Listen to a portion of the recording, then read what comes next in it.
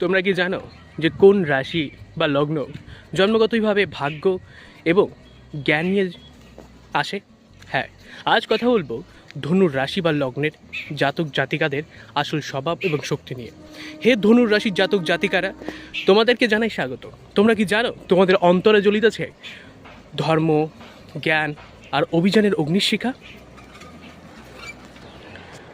ধনুর রাশির অধিপতি গ্রহ হলো স্বয়ং দেবগুরু বৃহস্পতি। হ্যাঁ, অতএব তোমরা স্বভাবেই অত্যন্ত ধর্মপরায়ণ, নীতিবান ও জ্ঞান অন্বেষী।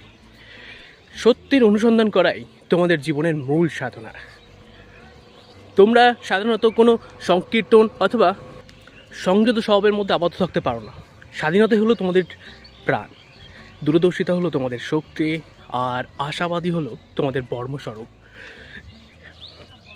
হে ধনুরাশি জাতক জাতিকারা, তোমরা না অত্যন্ত স্পষ্টবাদী, স্পষ্ট কথাবাদী, কিন্তু তোমাদেরকে জানে অতিরিক্ত স্পষ্টবাদিকতা কখনো কখনো তোমাদের সম্পর্কে এবং তোমাদের যে কোনো নীতি চুক্তিপত্রে বাধা নিয়ে আসতে পারে।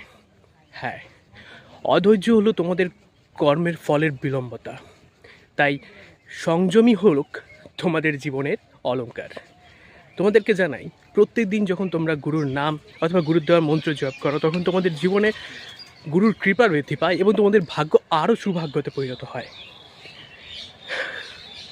হে ধনুর রাশি জাতক জাতিকারা, তোমরা স্মরণ রাখিও যে তোমাদের জন্মই হচ্ছে পথ প্রদর্শক হিসেবে। হ্যাঁ, তোমাদের লক্ষ্য কেবল ভৌতিক সাফল্যতা নয়, বরং ধর্ম আর জ্ঞানের আলোকে বিস্তার করা। যদি তুমি ধনুর লগ্ন বা রাশির জাতক জাতিকা হও, তোমার প্রিয় কেউ হয়, তাহলে কমেন্ট করে জানিও। ওম গুরুবে নমঃ।